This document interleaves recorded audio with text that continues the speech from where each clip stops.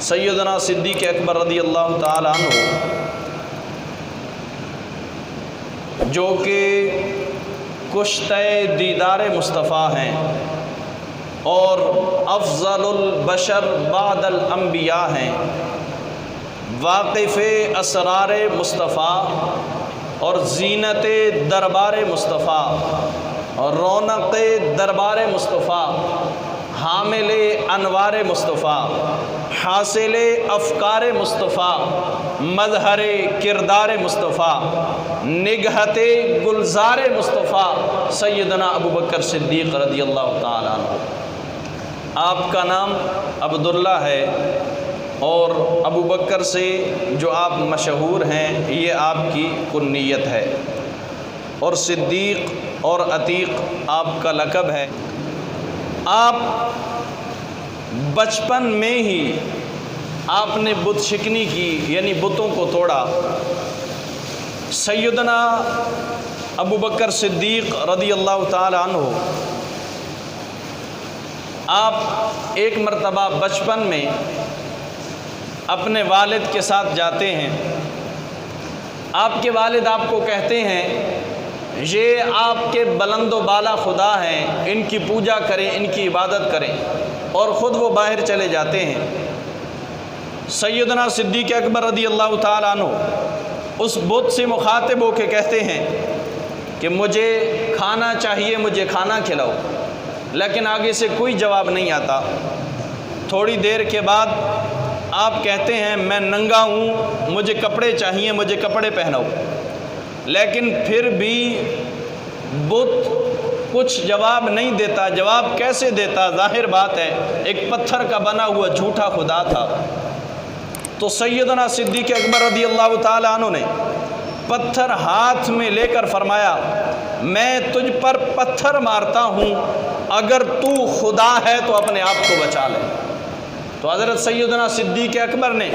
پتھر اٹھایا، اس بت کی طرف پھینکا، بت منہ کے بل گر پڑا۔ جب آپ کے والد ماجد ابو قحافہ نے یہ حالت دیکھی تو آپ نے حضرت سیدنا ابوبکر صدیق کو آپ کی والدہ کے پاس لے جاتے ہیں کہ اس نے یہ کام کیا ہے۔ تو آپ کی والدہ آگے سے کہنے لگی کہ اس بچے کو کچھ نہ کہو، یہ وہ بچہ ہے جس رات یہ پیدا ہوئے میرے پاس کوئی نہ تھا، میں نے سنا کہ ہاتف کہہ رہا ہے اے اللہ کی سچی بندی، تجھے خوشخبری ہو اس آزاد بچے کی جس کا نام آسمانوں میں صدیق ہے اور یہ محمد کا یار اور رفیق ہوگا۔ تو آپ کی والدہ کہنے لگی یہ وہ بچہ ہے جس کے بارے میں مجھے پہلے سے یہ خوشخبری ملی۔ تو سیدنا ابوبکر صدیق نے 18 سال کی عمر میں ابوبکر صدیق نے حضور علیہ السلام کی محبت اختیار کی، اور اس وقت حضور علیہ السلام کی عمر مبارک 20 سال تھی۔ دونوں نے مل کے تجارت کی۔ ایک دفعہ ملک شام کی طرف سفر کر رہے تھے تو راستے میں ایک راہب نے حضرت ابوبکر صدیق کو بتایا کہ یہ اللہ کے آخری نبی ہیں۔ اسی طرح ابوبکر صدیق رضی اللہ تعالیٰ عنہ کو یہ مقام اور مرتبہ ملا ہے کہ آپ کے بارے میں حضور علیہ السلام نے ارشاد فرمایا، کنز العمال شریف کی جلد نمبر 12 اور صفحہ نمبر 583 پہ حدیث شریف ہے، اور اس حدیث کے راوی سیدنا علی المرتضیٰ رضی اللہ تعالیٰ عنہ ہے۔ آپ فرماتے ہیں کہ مردوں میں سب سے پہلے ابوبکر صدیق رضی اللہ تعالیٰ عنہ ایمان لائے، اور نماز سب سے پہلے میں نے یعنی حضرت علی رضی اللہ تعالیٰ عنہ نے پڑھی۔ یعنی سب سے پہلے مردوں میں جو ایمان لائے وہ حضرت ابوبکر صدیق رضی اللہ تعالیٰ عنہ ہے۔ اسی طرح یہ علماء اہل سنت و جماعت کا اس بات پر اجماع ہے اور اتفاق ہے کہ حضرت ابوبکر صدیق انبیاء کرام کے بعد مخلوق میں سب سے افضل ترین جو شخص ہے وہ سیدنا صدیق اکبر رضی اللہ تعالیٰ عنہ۔ اور سیدنا صدیق اکبر رضی اللہ تعالیٰ عنہ کے بارے میں حدیث شریف میں حضور نے فرمایا، بڑی خوبصورت حدیث ہے، فرمایا ما طلعت الشمس ولا غربت على احد افضل من ابی بکر الا ان یکون نبیا۔ حضور علیہ الصلوۃ نے ارشاد فرمایا، سوائے نبیوں کے اور کوئی شخص اس کائنات میں ایسا نہیں ہے کہ جس پر آفتاب طلوع اور غروب ہوا ہو اور وہ سیدنا ابو بکر صدیق سے افضل ہو۔ یعنی کوئی ایسی صبح طلوع نہیں ہوئی کہ جس میں کوئی بھی ایسا شخص جو حضرت ابو بکر صدیق سے افضل ہو۔ یعنی دنیا میں انبیاء کے بعد ابو بکر صدیق رضی اللہ تعالی عنہ سے زیادہ کوئی بھی شخص افضل اور اعلیٰ نہیں ہے۔ انبیاء کے بعد سب سے افضل اور اعلیٰ جو شخصیت ہیں وہ سیدنا ابو بکر صدیق رضی اللہ تعالی عنہ ہے۔ اسی طرح ایک اور حدیث میں حضور علیہ الصلوۃ نے ارشاد فرمایا، ابو بکر صدیق خیر الناس الا ان یکون نبیا۔ فرمایا یعنی حضرت ابو بکر صدیق رضی اللہ تعالیٰ عنہ لوگوں میں سب سے بہتر ہیں علاوہ اس کے کہ وہ نبی نہیں ہیں۔ یعنی وہ نبی نہیں ہیں لیکن مخلوق میں افضل البشر بعد الانبیاء وہ سیدنا ابو بکر صدیق رضی اللہ تعالیٰ عنہ کی ذات والا شان ہے۔ اور حضرت علی المرتضیٰ رضی اللہ تعالیٰ عنہ آپ روایت کرتے ہیں، خیر هذه الامة بعد نبیها ابو بکر و عمر۔ فرمایا اس امت میں رسول اللہ کے بعد سب سے بہتر حضرت ابو بکر صدیق اور حضرت سیدنا فاروق اعظم ہے۔ انبیاء کے بعد اس امت میں سب سے بہتر ابو بکر و عمر ہے۔ اسی طرح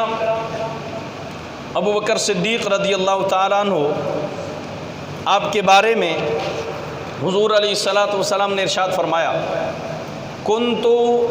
صاحبی فی الغار وصاحبی علی الحوض۔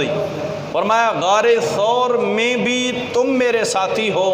اور حوض کوثر پر بھی کل قیامت والے دن تم میرے ساتھ رہو گے۔ یعنی دنیا میں بھی حضرت ابو بکر صدیق حضور کے ساتھ ہیں اور کل قیامت والے دن حوض کوثر پر بھی حضرت ابو بکر صدیق حضور کے ساتھ ہوں گے۔ اسی طرح حضرت سیدنا ابو بکر صدیق کے بارے میں آتا ہے، حضرت عائشہ صدیقہ رضی اللہ تعالی عنہ آپ روایت کرتی ہیں کہ ایک چاندنی رات میں جب کہ رسول اللہ صلی اللہ تعالی علیہ وسلم کا سر مبارک میری گود میں تھا، میں نے عرض کیا یا رسول اللہ صلی اللہ تعالی علیہ وسلم، کسی شخص کی اتنی بھی نیکیاں ہیں جتنے آسمان پر ستارے ہیں؟ تو آپ نے فرمایا ہاں عمر کی نیکیاں اتنی ہیں۔ حضرت عائشہ فرماتی ہیں پھر میں نے پوچھا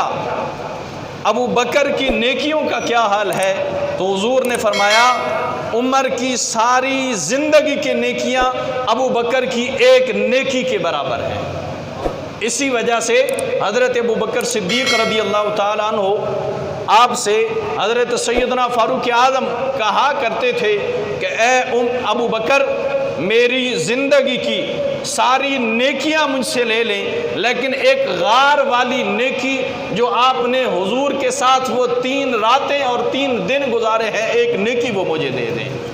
تو اس ایک غار والی نیکی جو ہے فاروق اعظم فرماتے تھے مجھے دے دیں اور میری ساری زندگی کی نیکیاں آپ لے لیں۔ تو یہ سیدنا ابو بکر صدیق کی عظمت اور فضیلت ہے۔ اسی طرح حضور علیہ الصلوۃ کی حدیث ہے، حضرت انس رضی اللہ تعالی عنہ روایت کرتے ہیں کہ سیدنا ابو بکر صدیق سے محبت کرنا اور ان کا شکر ادا کرنا میری پوری امت پر واجب ہے۔ واجب وہ کام ہوتا ہے جو امت کے لیے کرنا ضروری ہوتا ہے، یہ حضور کی حدیث کے مطابق حضور علیہ الصلوۃ والسلام فرما رہے ہیں کہ سیدنا ابو بکر صدیق رضی اللہ تعالیٰ عنہ آپ سے محبت کرنا اور ان کا شکر ادا کرنا میری امت پر واجب ہے۔ اور سیدنا ابو بکر صدیق رضی اللہ تعالیٰ عنہ یہ وہ شخصیت ہیں کہ جن کے بارے میں حضور علیہ الصلوۃ والسلام نے ارشاد فرمایا کہ ابو بکر صدیق کے اسلام پر اتنے احسانات ہیں کہ جن کا بدلہ میں نہیں چکا سکا، بلکہ ابو بکر کے احسانات کا بدلہ قیامت والے دن اللہ خود چکائے گا۔ تو یہ ابو بکر صدیق کے اسلام پر احسانات ہیں۔ آپ نے جب بھی اسلام پر مشکل وقت آیا اسلام کے ساتھ کھڑے ہوئے۔ سیدنا ابو بکر صدیق نے اگر وہ مال قربان کرنا ہو اسلام کی خاطر تو سب سے آگے جو ہمیں نظر آئے وہ سیدنا ابو بکر صدیق رضی اللہ تعالیٰ عنہ۔ آج اگر کچھ لوگ جو ہیں جو سیدنا ابو بکر صدیق رضی اللہ تعالیٰ عنہ آپ کی اہانت اور گستاخیاں کر رہے ہیں، حتیٰ کہ جتنے بھی صحابہ ہیں، کسی صحابی کا صحابی ہونا حدیث سے ثابت ہے، کسی صحابی کا تاریخ سے ثابت ہے، کسی صحابی کا کسی راوی سے ثابت ہے، فلاں بن فلاں فلاں بن فلاں سے، لیکن سیدنا ابو بکر صدیق وہ شخصیت ہیں کہ جن کی صحابیت قرآن سے ثابت ہے، جن کے بارے میں اللہ نے فرمایا اذ یقول لصاحبہ، اللہ کے کلام میں یہ الفاظ ہیں کہ جب غار میں آپ کے ساتھ ہی موجود تھے۔ آج اگر کوئی شخص، کوئی لعنتی اور مرتد، اگر کوئی کائنات کا ذلیل ترین شخص اٹھ کے کھڑا ہوتا ہے اور سیدنا ابو بکر صدیق کی شان کے اندر بکواس کرتا ہے تو اس کا کفر قرآن سے ثابت ہوتا ہے، وہ خود بہت بڑا کافر ہو جاتا ہے جب سیدنا صدیق اکبر کی گستاخی کرتا ہے، چونکہ وہ سیدنا صدیق اکبر کی گستاخی کر کے وہ قرآن کا منکر ہو رہا ہے، اور جو قرآن کا انکار کرتا ہے وہ کافر ہو جاتا ہے۔ تو سیدنا صدیق اکبر کی خلافت کے فیصلے آج کا کوئی ذاکر ملعون نہیں کرے گا، بلکہ سیدنا ابو بکر صدیق پہلے خلیفہ ہیں، اس کا فیصلہ خود حضور نے اپنی زندگی میں سیدنا ابو بکر صدیق کو مصلی رسول پہ کھڑا کر کے بتا دیا تھا، جن کے پیچھے عمر نے بھی نماز پڑھی، عثمان نے بھی نماز پڑھی، علی نے بھی نماز پڑھی، ابو ذر نے بھی نماز پڑھی، سلیمان نے بھی نماز پڑھی، اور سارے جید صحابہ کرام نے ابو بکر کے پیچھے کھڑے ہو کے پوری امت کو درس دیا کہ اس امت کا قیامت تک حضور کے بعد جو امام ہے وہ سیدنا ابو بکر صدیق رضی اللہ تعالیٰ عنہ ہے۔ تو یہ سیدنا ابو بکر صدیق رضی اللہ تعالیٰ عنہ کی فضیلت ہے کہ ان کو حضور نے خود اپنی زندگی میں اپنے مصلی پہ کھڑا کیا ہے، اور آپ کے پیچھے سارے صحابہ کرام نے نماز پڑھی ہے، جس سے یہ پتہ چلتا ہے کہ حضور کے بعد سب سے جو افضل ترین خلیفہ ہیں، خلیفہ بلا فصل ہیں، وہ سیدنا ابو بکر صدیق رضی اللہ تعالیٰ عنہ ہے۔ آج اس ملک پاکستان کے امن کو تباہ کرنے کے لیے، اس ملک پاکستان کے امن کو برباد کرنے کے لیے کچھ لوگ جو ہے اہانت صحابی رسول سیدنا ابو بکر صدیق کر رہے ہیں، کچھ لوگ سیدنا امیر معاویہ رضی اللہ تعالیٰ عنہ آپ کے بارے میں غلیظ ترین الفاظ کہہ رہے ہیں، اور بہت سارے پاکستان میں ایسے مقامات ہیں کہ جن شہروں میں صحابہ کرام اور اہل بیت اطہار کی گستاخی کی گئی، تو یہ ایک سوچی سمجھی سازش کے تحت سارے کام ہو رہے ہیں۔ تو ہم کبھی بھی اپنے ملک پاکستان میں جو امن کا ملک ہے، ہم کبھی بھی اس اپنے پاکستان کے امن کو خراب نہیں ہونے دیں گے۔ ہم کبھی بھی کسی بھی گستاخ کو، چاہے وہ حضور کی گستاخی ہو، صحابہ کی گستاخی ہو، اہل بیت اطہار کی گستاخی، ہم کسی صورت میں بھی کسی بھی جو مقدسات ہیں ان کی گستاخی کبھی بھی برداشت نہیں کر سکتے ہیں۔ اور جو شخص بھی اپنے اندر ایمان رکھتا ہے اور مسلمان ہے اور حضور کا کلمہ پڑھتا ہے تو وہ کبھی بھی یہ گوارا نہیں کرتا ہے کہ کوئی شخص جو ہے وہ اٹھ کے صحابہ کرام کے بارے میں بکواس کرے اور طعن و تشنیع کرے۔ یہ جو لوگ ان کے بارے میں بکواس کرتے ہیں خود یہ کرائے کے خریدے ہوئے لوگ ہوتے ہیں۔ صحابہ کرام وہ مقدس ہستیاں ہیں جن کے ایمان کی گواہی اللہ کے قرآن نے دی ہے، جن کے ایمان کی گواہی حدیث رسول نے دی ہے، اور صحابہ کرام ہی وہ عظیم ہستیاں ہیں جن کی قربانیوں سے اور جن کی عظیم قربانیوں سے اور اہل بیت اطہار جن کی عظیم قربانیوں سے ہم تک یہ دین پہنچا ہے۔ تو ہم کبھی بھی اس اپنے جو مقدس ہماری سرزمین پاکستان ہے اس پر فرقہ واریت اور صحابہ اور اہل بیت اطہار کی گستاخی برداشت نہیں کریں گے، اور اللہ ہمیں حضور کی سچی محبت، حضور کے صحابہ کی سچی محبت، حضور کے اہل بیت اطہار کی سچی محبت عطا فرمائے۔ وما علینا الا البلاغ۔